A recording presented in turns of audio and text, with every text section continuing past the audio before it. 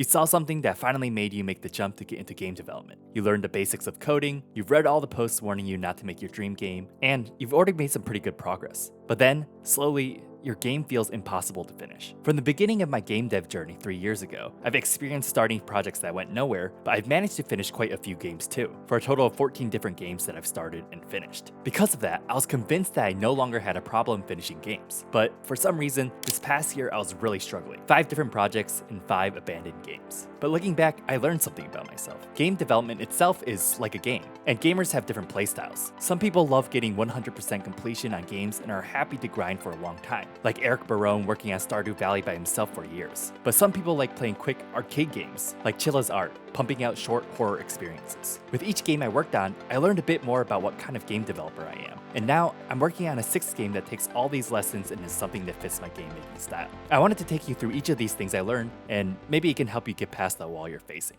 Let's start off with this first game that I started working on a year ago, which was a roguelike deck builder for the Playdate. This was right after I finished working on Corefault, my biggest game yet, that I worked on for a few months with my friend Dave.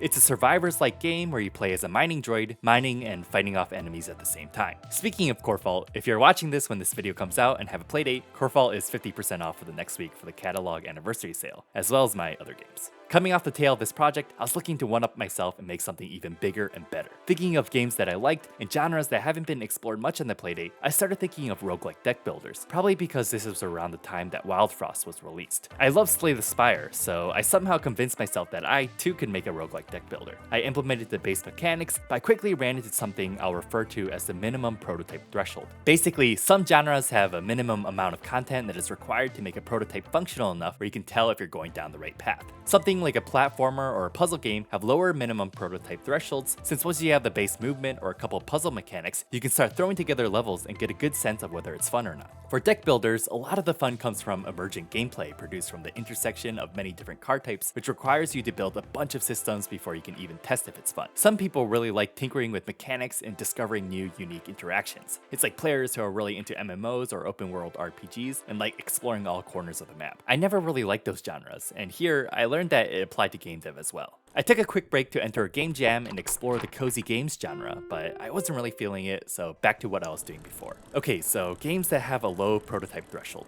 Maybe something like real-time combat? I find that those sorts of things are easier to quickly code because you can rely on existing collision systems to do some of the heavy lifting for you. I didn't want to waste all the work put into the deck builder, so I pivoted into a combination between an action roguelike and a deck builder. This definitely addressed the first issue, and I was able to reach a point with multiple different spells and enemies to see what it would be like. However, reaching the prototype threshold doesn't mean that it would be fun, and what I found out was that it wasn't fun at all. I was struggling with a lot of big mechanics decisions, like whether to slow or pause time when the player pulled up their hand, whether to use a mana system or not, how to handle drawing cards, and a whole host of other design issues. If you look at the intersection of deck builders and action games, there's hardly any games there. I realized this time the issue was I was trying to be too different, and it would probably take a long time to figure out a system that works to combine these two genres. I would like to think that gamers who like pushing the boundaries on games, like those who make crazy Tears of the Kingdom builds, would be good at this sort of thing, but I've never really been like that, so I decided to cut my losses and start up a different game. Okay, so now I knew I needed to have a game that I could prototype quickly, but also that has proven itself in the existing games market. After researching the Steam store, I kept coming back to this game called Downwell for the combination of simplicity and depth. Looking at Steam also started making me reconsider whether I should be making a PC game instead. At the time, I was thinking a lot about what it would take to become a full-time indie game developer, and I was wondering if I should just go after the larger market. With all this, I joined a game jam to explore designs using Godot, creating a game where you descend into a well to heal adventurers. This didn't really do anything for me, so after the jam, I tried a different approach involving a jetpack and a gun. But honestly, it just felt like a trash imitation of Downwell. This taught me that I should probably try to be at least a little original and have some understanding of the motivations behind my game design rather than just blindly copying existing games. So after some more research on Steam, I was particularly intrigued by the success of Luck Be a Landlord and how both the gameplay and the art were relatively simple but could have a lot of depth. Another example I was looking at the time was Balatro, which at the time was a very successful demo. My idea was to do a deck building adjacent game, but instead of cards, it would be Japanese vending machine drinks as cards. The drinks in the vending machine would be your deck or something.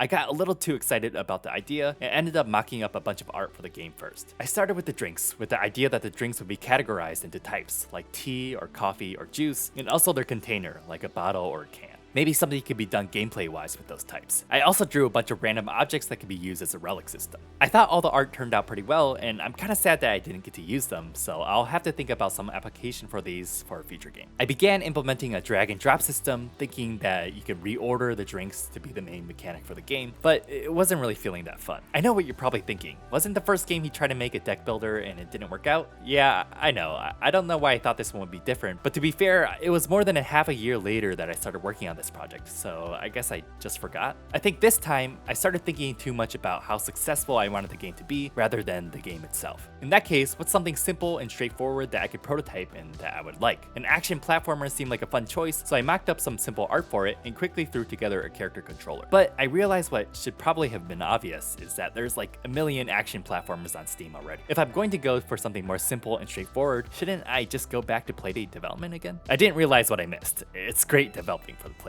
You don't have to think about different screen resolutions, operating systems, control schemes, and the market is really new, so anything you make will probably be a first on the platform. Now that the Playdates are also now fully in stock and will ship in a couple days, and Lucas Pope's new game is also coming out next week, I feel like now is a great time to jump back in. I made a character controller with wall jumping, wall sliding, a roll, a 3-part attack, and some basic enemies. After working on this for a bit though, I was feeling a bit of deja vu. A little over a year and a half ago, I started working on this action combat side-scrolling game, which is sort of similar in scope. The reason I stopped developing that game though is what I'll call the content problem. Every game needs a certain amount of content for it to feel like a complete game, but the amount of work to add content can vary a lot between games. For example, when I was working on this game, I felt like it needed different attacks, different enemies, and possibly an item system for it to feel complete and fun. That's a lot of systems, each one taking a considerable amount of work. In contrast, the game that I worked on that had the easiest content creation process was this tiny Metroidvania that I worked on called The King's Dungeon. I spent about a week building up the base mechanics and player abilities, and then for the content, all I had to do was use this level builder to build out levels. Content for this game felt like it was flowing out like water, rather than trying to squeeze it out of a rock, which is what manually coding enemies and attacks felt like. I was able to pretty easily finish that game and release it on itch.io, which coincidentally is where it's on sale for 50% off right now.